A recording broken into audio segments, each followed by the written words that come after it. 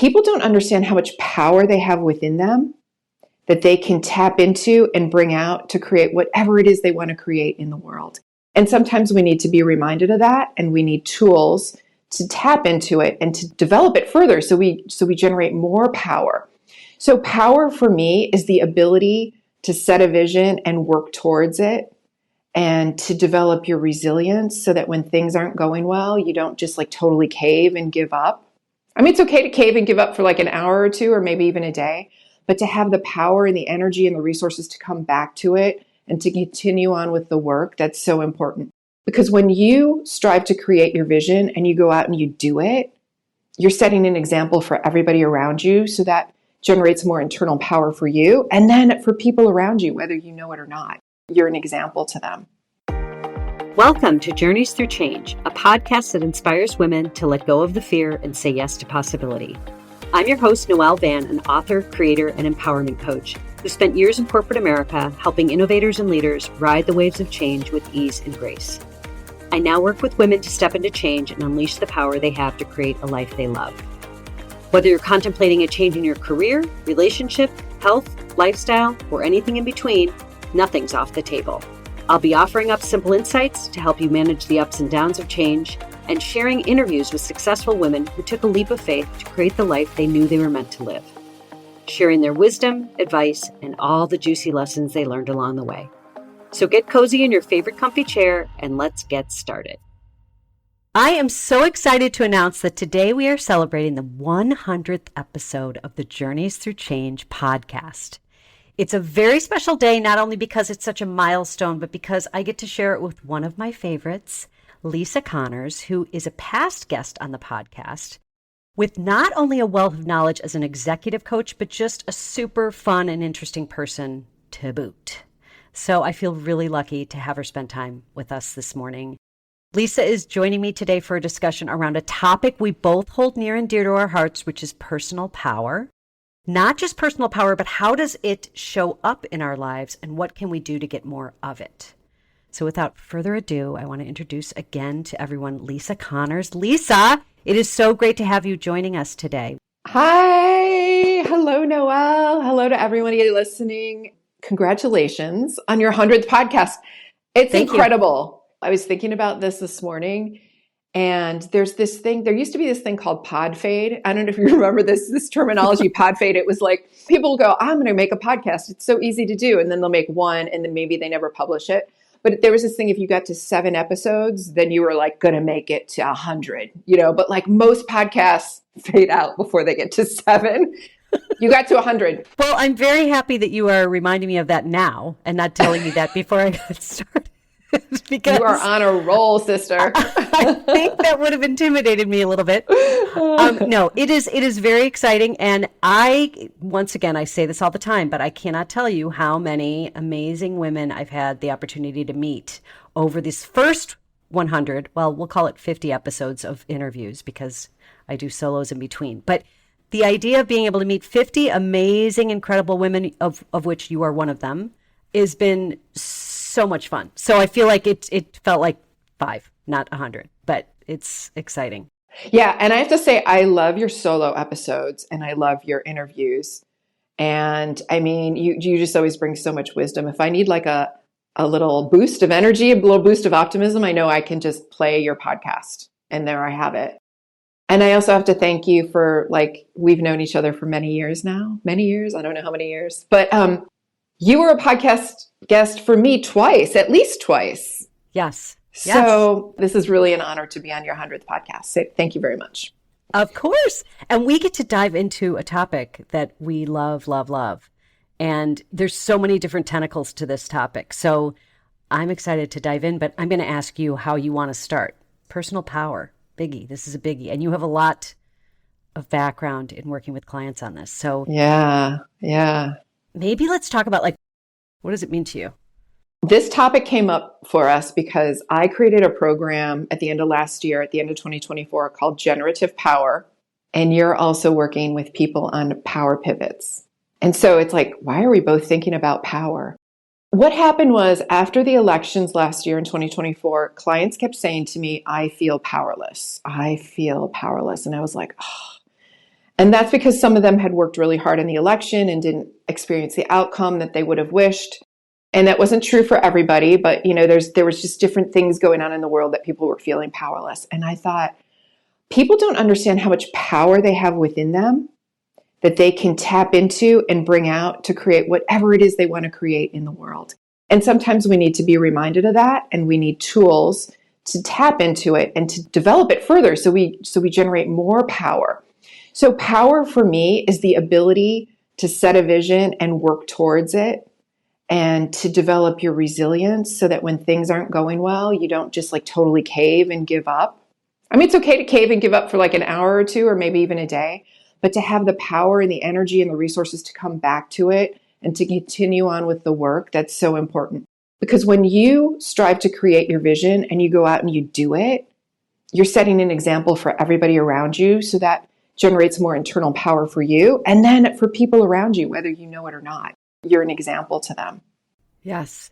I love that. And it's funny because when you say that, I think about the internal power is super important. And I think in my world, to me, it has become something that I've stepped into more and more over the past couple of years. And so I feel like now the natural progression of that is to start working with women to do that on their own. And it's so crazy because when you say, a lot of people felt powerless and just all the outside things going on in the world today, which we all feel that in a way. There's anxiety, there's a lot that spins off of that. But I think when working with women, whether you're inside of a corporate environment or outside making your way or doing something with the community or anything, it doesn't have to be business related. It's like, how do we figure out how to bring that out in ourselves? And I really believe that it's the adverse times. Like some of these times right now, people kind of have to find it. You find your grit when you know you need it the most. Yes. And I keep comparing this time that we're in right now to COVID. Yes. Because it was super disruptive. And right now, everything around us seems disruptive. The stock market is way down. I live in the DC area. People are getting laid off in droves. Like every day, another friend of mine loses their job. And it was a meaningful job. It wasn't like they were just wasting time and collecting a paycheck. These were meaningful jobs. These were substantive jobs. So like, what's going to happen now that all these services have been cut? There's just a lot of uncertainty. So in a way, it's like COVID. And so I think this is the perfect time to talk about our power and what we are capable of doing. And so do you want me to describe generative power a little bit? Yes, please. So the idea of this term generative power came to me because I was hearing a lot about generative AI, generative artificial intelligence, which means that the machines that we refer to as AI become more powerful when we use them, when they interact with humans. We put in a query, we put in a document, we ask for some guidance, and also they interact with each other, like machines share information. And all of that is learning, and the machine becomes more powerful. So generative AI is about machines becoming more powerful. And I'm like, why aren't we thinking about ourselves like that? Like every interaction we have, like this interaction today, makes me more powerful and makes you more powerful. Oh, I love that. I love that analogy. Thank you. So, I mean, even if it's if you feel like it's a negative interaction, okay, what can you learn from that? How can you develop more power based on what just happened? What would you do differently next time? Or maybe you wouldn't do anything, but like, what's your response to it after you walk away? So I created generative power, and here's what I do. It's an 8-week sprint. It's an 8-week challenge. Monday, Wednesday, and Friday, I send out a video, and then I have a worksheet for each lesson. At the beginning of the program, each person who's involved creates a vision for themselves, for their life, personal life, professional life, some sort of vision, one particular aspect of their life that they want to change, evolve in. And every time I send out a video or a worksheet, or you interact in the community, you're working towards your vision, all the while developing more power for yourself. It's like you have a little project that you're working on, or a big project that you're working on. And while you're doing that, you're developing power. And so individuals, I'll just say one more thing. So individuals can sign up for this, or organizations can sign up and use it as an employee benefit. And then they just pay for each employee that uses it. What I love about this, and this is where your and my worlds intersect here a little bit, because, well, they intersect a lot, but just specifically in this area. Professional women, men, mostly women, at least who I work with, and I know you do too. The power of having that community around you, the power of of building something. And I will say this because it just experienced this past week. I've been in a workshop, a bunch of women entrepreneurs. Everybody gets together. We could all leave and do things on our own, but we all decided, we were like, no, you know what? We know that if we can get together every Friday morning from this point until we need to do the thing, then we're going to do it. I felt it internally last night. I was exhausted, but I thought there is so much to be said about that. And I think, you talk about these are chaotic times now and people are really looking for that anchor. And when you look at people losing their jobs and feeling like, wow, what am I going to do? There is nothing better than to start really digging a little bit deeper and figuring out what that is for you. What is it that makes you feel more powerful? Whether it's community, whether it's getting involved in something and being a part of it, whether it's speaking up and letting your voice be heard. There's so many different facets to it, which is why I find it fascinating, because it's like you can open up a whole bunch of different worlds to people depending on where it is they are. Yeah, that community is so important. And I built Generative Power on Mighty Networks, which is a platform that so we have an app and we actually have community interactions. And I do a webinar, which is really like an Ask Me Anything kind of thing once a month. And people of all backgrounds come and they learn from each other. They don't have the exact same challenges, but they learn from whatever one person is sharing and saying. So it's so cool. And you and I met because of a coaching program we were in. And it was like, they were trying to create community. It wasn't quite working, but you and I created our little community of two. Yes. Which is hilarious, but you're right. I mean, we laugh about that all the time, but it's so true. When you find someone who's like-minded or who maybe is onto something that you want to gravitate toward. But see, now I think about you, Lisa, and this is funny that you mentioned that because I think of your trajectory and where you have been throughout the course of your career. Like, where do you think that you have gotten your power from, aside from community? Like, has it been a gradual thing for you? Has it been something that you've owned more of more recently? Like, how does it show up for you? I think it's definitely been gradual. I don't know that there was ever a point in my life where I was like, I lack power, I am weak. But as I look back on it, I'm like, yeah, there was like a lot of stuff I didn't know. There was power I wasn't tapping into. I was hesitant to speak up in many different situations. So where my power has come from is practice, being aware. I say that awareness is power, just like being aware of those things that are happening around me, more aware, speaking up, having conversations. And so this has come through self-study. Like I listen to a lot of podcasts, I read a lot of books, listen to do webinars. It's come from having my own coach. Like I've had many coaches over the past 10 years. And I wish I had known about coaching 30 years ago, because I don't know, maybe my life would be different, but it's great where it is. So through my own coaching, I've had a therapist, through coach friends, right? Like talking to you and other coach friends, that's so helpful. And getting in the reps, just like coach. At this point, I've coached hundreds of people. You probably have too, maybe thousands. And I've spent so many hours coaching people. And as I do that, I feel like I gain more power in my ability to help people, which, by the way, something you and I have talked about. An effective coach is not saying, go do this, go do this, go do this, go do this, go do this, and you'll have this outcome. Right? We're listening to people. We're asking them questions so they can tap into their inner wisdom, their inner guidance, their inner power. And they're making decisions. They're pivoting as they need to. And they're coming up with the best solution for them. And then both of us have great business experience and life experience. So we suggest things and we brainstorm when it's appropriate. But like that's not our primary objective. Yeah, we're kind of along for the ride. Yeah. We're there helping to guide and hold that sort of space for them to get to the place they need to be. It's so crazy that when you were mentioning like just sort of your strength, because you have always been a strong person to me, but I think there are different degrees and levels of power that we step into in different phases of our lives. And it's crazy because I'm bringing up this week only because it sort of turned me upside down a little bit in terms of learning a ton of new things, but also really making that decision. You make that decision in your business, whatever it is, of like, yes, okay, my story's now going to be this. It's not going to be this. Like, you just kind of, as you evolve. And I was thinking to myself last night there are times when I would let something like this, that's something new and something I need to step into, and I need to be going all in for the next like several weeks to make it happen type of thing. And it's not anything it's just flexing a different muscle, frankly. But I remember physically how I used to feel. Do you ever like think about that? Like when you would be not intimidated, because it's not an intimidation. It's something I know I can do, but it's just going to take a lot of energy and a lot of just putting myself out there and all that stuff.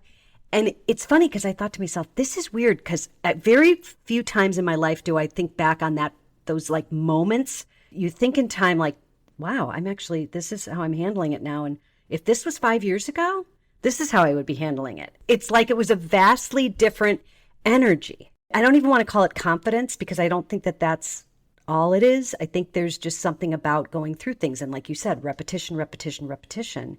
And then you just kind of gradually step into that next step or next phase of yourself and as a more powerful person.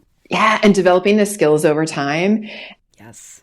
I want to say one more thing, and then I want to ask you about your pivots, because you've had so many of them. And so I'm a keynote speaker. I spend a lot of time on my keynote talks now and workshops. And when I look back on that journey, I started Toastmasters 25 years ago. 25 years ago. Oh my God. Now, yes. When I did that, I didn't know I was going to become a keynote speaker. That was not my goal. I was like, I need to be more comfortable in the corporate environment speaking. That was my goal. And now like I can see how all of those lessons along the way, they're like small lessons along the way, small experiences, but they build up to something bigger. And now when I speak, I'm so much more comfortable and confident. That is so great to hear that too, because I know there are people Toastmasters is the first thing I remember ever hearing about. And I always thought like, oh my gosh, she's doing Toastmasters. I mean, it wasn't about necessarily you, anybody. You'd be like, she's doing Toastmasters. And I can remember having a visceral fear like about Toastmasters, just because it was like, oh my gosh, that person has to get up on stage. And if I wasn't in theater in high school, how am I going to do that? It's just kind of the way that you think of yourself. Right. And then, of course, as you gradually go into it and you do more and more of it, working in the corporate world helps, because it sort of pushes you into that. It's like I kind of got thrown onto a stage when I wasn't really ready for it, and I just did it. But that's so important. And the fact that it's like you've built the muscle, right? Now you go onto a stage, you can just pop into it. Yes, it's true. It's true. And also, I'll say I've had 2 different keynote coaches along the way. Yes, yes. And they've made a huge difference. So in material that I worked on with a keynote coach 5 years ago, I'm using in different forms today. I love that. So it all builds on itself. It does. And I'm going to pivot here. I'm going to pivot here. And I want to ask you, Noelle. Yes. About your many pivots. You're on here to talk to other people, you always say, but like, I think your story is so inspiring, and it's hard for you to like condense it because there's so much to it. But like, you ended up in Austin, Texas before there was this wave of people moving to Austin. And then you're like, and now I'm going to move back to California. Can you talk a little bit about how your career has evolved and how you've sort of what have you followed along the way? The breadcrumbs, maybe? Yeah. How did those breadcrumbs appear to you? It's so funny because when I think about, I think I've said this before, what I would call curiosity, my mother would probably call impulsive. Impulsive? Okay. Which is so funny to me because I don't think that I honestly, I think I just get the feeling, it moves me and I take action. That's just kind of how I've always operated. And it makes my family very nervous, which I love because I love making other people nervous when I'm like, I think I've got this. But anyways, when I moved to Austin, that was because I was getting ready to leave corporate, and the pandemic kind of hit literally 2 weeks 2 weeks after I moved. So when I got to Austin, it was lockdown. So I had been in, corporate at Apple for 9 years at that point. No, not yet, because I was still at Apple when I moved, and made that decision. But it was funny because it was just one of those things where it's almost like the blip on the screen that people talk about. I was there during the pandemic. I then decided I wanted to come back. My family was here. I kind of had left because I was sort of trying to move away from corporate and get to a less expensive place to live. I don't know. In my mind, I was thinking it was just going to be an easier transition for me. Then coming to realize that just wasn't really what it was. But I am so grateful for the 3 years that I had in Austin because I feel like it was a lot of personal growth and a lot of me getting kind of up and out from under sort of the corporate stronghold. Can I ask you more about that? Yes. Did you go visit Austin and you had some sort of feeling in that city versus other cities that you visited? Or what was it? It's so funny. This was like a purely well, maybe it was illogical, but logical in my mind move Okay. because I was living in Silicon Valley, which was making me crazy because it was just everybody chasing the dollar and it was just too much and didn't really fill me up. It was kind of like I'm in this corporate job. I know I'm not supposed to be here. I'm supposed to be doing other things. And why not move someplace that just is going to be more practical for me while I'm building a business? Like it was literally like that. Now, Okay. Austin, I loved. It wasn't like I had been to Austin before. I had gone there for work travel a couple of times. But, I'm not a big drinker. I'm not like out at the bars all the time. So it wasn't like, oh, I'm going for the nightlife in Austin. Yeah. So it was just kind of, I don't know. I just was kind of like, I'm going to check it out. It's similar to what I did when I moved to the Bay Area when I was 23. It was like, let's try it out. I mean, what's the worst that could happen? I could just move back. I mean, that's sort of been my philosophy most of my life, which, like I said, makes other people very nervous. But to me, just is kind of how I am. Right. But yeah, so that was kind of it. It wasn't like I had been researching Austin and this is like the best place to move to. It was more of like, well, why not? Interesting. And then how did you know you were done with Austin? Like at a certain point, you're like, and now I'm done with Austin. It was such a combination of things. I really laugh at this because when people talk about weather and weather having that big of a deal, like in any decision that they make, I think is just kind of wimpy. But I really, like when I first got to Austin, I was like, this is really great. Like the weather is really active here and this is great. But then I experienced year over year, over the 3 years that I was there, we had the deep freeze. Remember the deep freeze in Austin where everything shut down for like 8 days? Wow. So people were out of power for 8 days in sub-zero degree weather, essentially. Wow. I mean, it was, let's say it was 20s, whatever, 30s. I was in the midst of renovating my house at that time. So I was in a Airbnb, which was like in a new development. So somehow I missed having these power outages. But it was that year. Then the second year, same thing happened in like 100-degree weather for another 6 days. Like it was just, and they have their own, I think it's their generator, their whatever you call it within Austin. It's all separate from everywhere else. And so it's an independently run type of thing, which Texas likes, right? They kind of want to be a little bit separate from the U.S. and not have to rely on. So there was a whole thing about that, and the politics there were getting a little. Now, granted, Austin is a nice little bubble in the middle of a different political atmosphere surrounding it. Yeah. So it's its own little pocket, but there was bits of that, and I was just, I think I felt like I wanted to sell my house before things really started to change. It was before the election. Once again, going back to logic at that point, I was like, do I want to sell my house this year or do I want to do it next year when I might be in the midst of some more chaotic and like a little bit more of a chaotic climate? So Okay. just decided. And then it was literally like June, I decided. July, I was in my car coming back to California. Okay. And you sold your house really fast. Sold my house in like a week. It was crazy. Because, Austin is hopping. And it was definitely still, which was also going to be starting to slow down. So they were like, well, we don't know. And I just thought, if I'm going to go back, which I kind of knew maybe year 2, I knew that I was kind of going to go back, that I might as well just do that. But it's funny because I honestly, like I said, I feel like my time there was so informative in so many like internal ways. Like I kind of needed to just step back from everything, like my life here, and then come back. And when I came back, it was like honeymoon phase again. Just being back in California was amazing. It was amazing. That's great. So you made the right decision. I did. It was a learning experience, of course, as they all are. But yeah. I think you did a podcast episode about your journey from Texas to California where your car broke down and you ended up in a crazy. So do you know what episode that was so people can reference it? Oh, gosh. I don't remember it, but it is titled My Move. My Move. That was hilarious. And I was with my neighbor who I loved. Like I had a great neighborhood. There were so many good things about Austin. And she drove back with me, but she was hilarious. And it was just a trip of a lifetime, minus all of the little dramatic twists and turns, but it was all good. You got to listen to the episode to know what I'm talking about. All right. For lack of time, we won't go into it. Yeah. Okay. Then when did you start a podcast? When did you start this podcast? I started this podcast April of 2023, I believe. Okay. So it's almost 2 years. Oh, it's exactly It's 2 years. exactly 2 years. Well, we are recording this in April 2025. We don't know when people are going to listen to it, but April 2025. So exactly 2 years, and you did 100 episodes. That is incredible. That's an episode a week. Well, it's an episode a week. I took 2 little breaks in between. We did a couple weeks off here and there. But the thing that I just keep saying this, Lisa, it's like I am so amazed by the guests that we bring on. I'm always so intrigued by people's stories.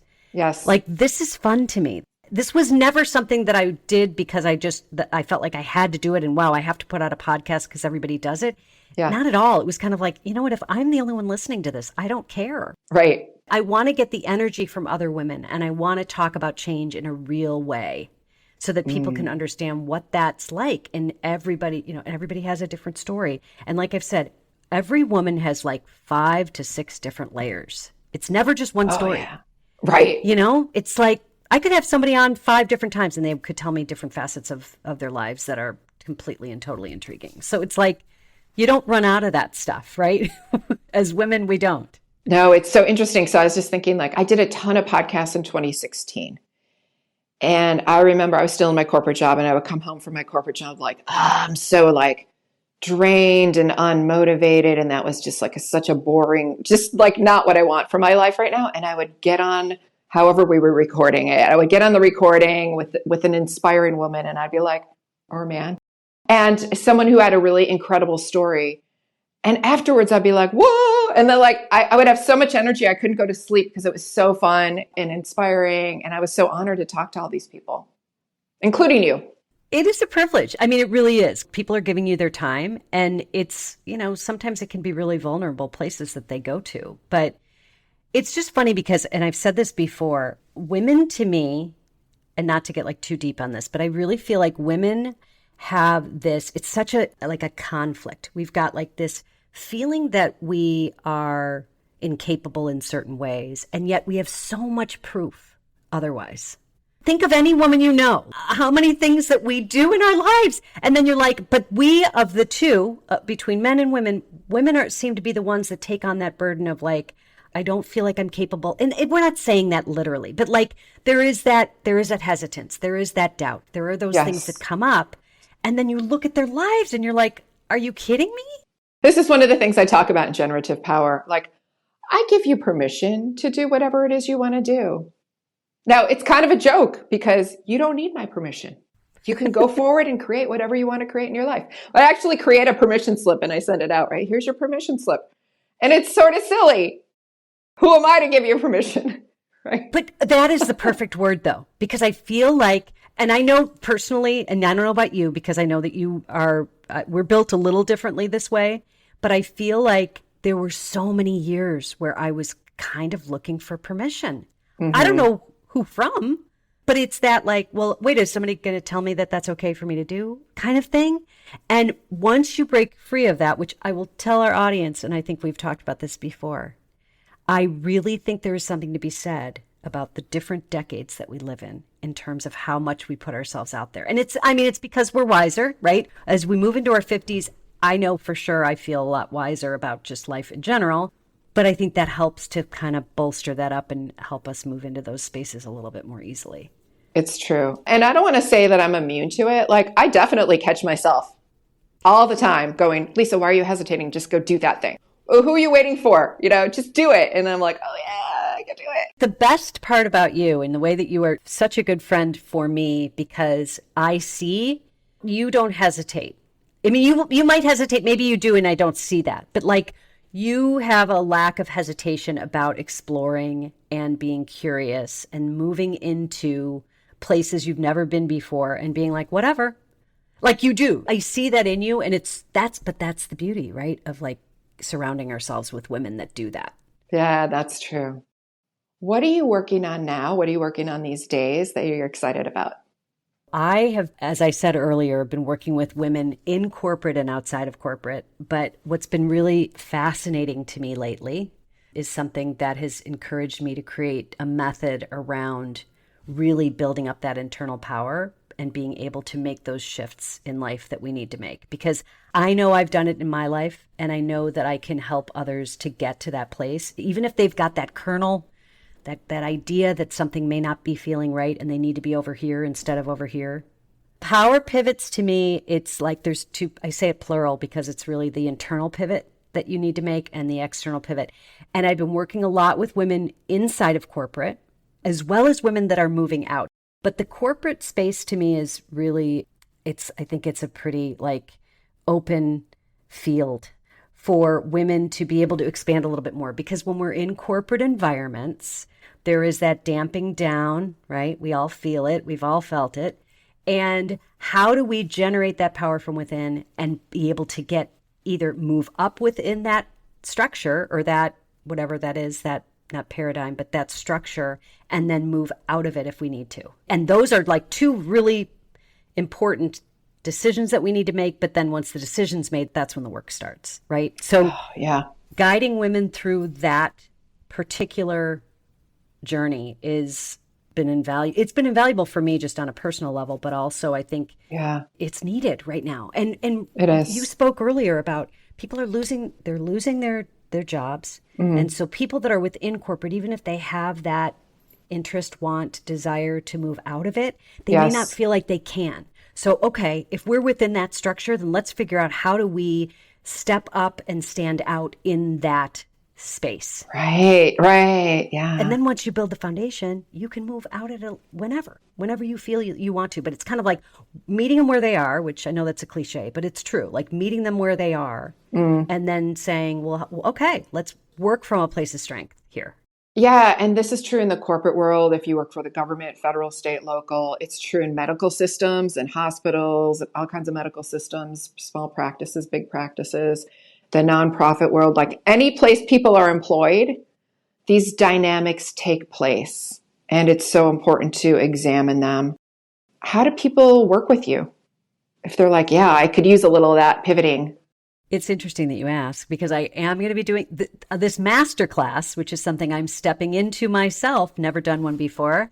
And I'll actually put it in the show notes too, because I think it's going to happen in the next 2 weeks. Okay.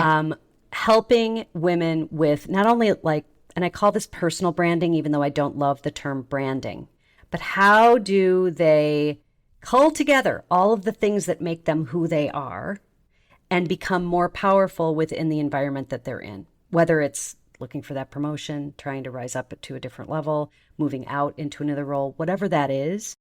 And this is business owners too, right? That are trying to really stand up and be seen and let their voices be heard in a little bit more of an effective way. And so I want to do it. And it's going to be a free masterclass for people to come to.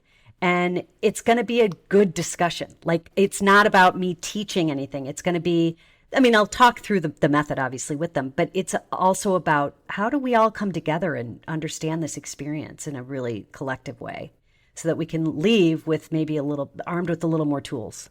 Oh, I love it. Okay. So you're going to put that in the show notes, and then you'll also, how else do they find it? Well, noellevan.com, it's all going to be posted once we have that. And then I'm going to be sending it out to, I'll be sending it out to all of my email list. So anybody that's on my email list or is not yet, they can get on it. Okay. And they'll be getting all that, just the updates. And I have a feeling I'm going to be doing it a couple of times at least, because I'd like to be able to reach as many people that want to join and just kind of be part of that community to talk about something that I think is really important. Now, how about you? What's coming up next for you? I always have to ask this with you, Lisa, because there's so many things. Well, the way you're describing your masterclass is just awesome. And I'm calling them webinars. So I've been doing webinars occasionally. It's time to schedule another one, because that leads into people understanding generative power, right? So I'll choose a topic like imposter phenomenon or sharing your voice more boldly. It's all the crossover. Like if we were to do a Venn diagram, there's a lot of overlap there with what we're doing, or just calling it something different. I just launched a new website yesterday. It's the same URL. It's everbetteryou.com, everbetter in the letter u.com. And so generative power for individuals or for teams is in there. And my keynotes are there and my coaching. So go check it all out on the website. And then I got to get better at sending out emails, Noelle. Like I send one out like every 8 months, I swear. I got to get better at that. It's not for everybody. Everybody does their own thing. But so honestly, if you sign up for my email list, I guarantee I won't spam you because I don't send them out very much. But go to my website and you'll see all the stuff. So Lisa, okay, we have to get back together soon and talk about where we are with all of this, because I think we have just started a process that I think is going to be ever evolving. Don't you think? Yes, absolutely. As we do. As we always do. As we evolve. As we evolve, exactly. And the more we evolve, the more important stories we can share with people that will help them to evolve too, right? It's just, that's how it works. We don't reinvent ourselves, we evolve. I hate the word reinvention. I just hate the concept of reinvention. It's us evolving. As I said, I did Toastmasters 25 years ago. Those public speaking skills have been evolving, right? So I didn't wake up one day and go, I'm going to be a keynote speaker and reinvent myself in this way. It's like, no. That's just like how it's evolved. Well, and can I add to that reinvention, there's a connotation there of like, I need to redo this. I need to yes. And you don't. Like, we become bigger and better. Agreed. Okay. So anyway, let's get together again. We will. And Lisa, thank you from the bottom of my heart for spending this time with me, because this is a special day for me and for everybody involved in this, by the way. All my guests, I want to thank all of them for being so wonderful and being themselves and helping to share their stories. But it makes it that much more special that I'm spending it with you. So thank you. Oh, that's so sweet. Thank you. Oh my gosh. Thank you. I'm so proud of you. Thank you. All right. That's it for now. Until next time. Thanks for listening to the Journeys Through Change podcast. You can find us on Spotify, Apple Podcasts, or really wherever you get your podcasts. And be sure to follow us and leave a review if you've enjoyed this episode. And share it with a friend or on social media to spread the good word, so more women like you can find us and join in on the fun. For more information on the podcast or Day by Day book, go to livedaybyday.com.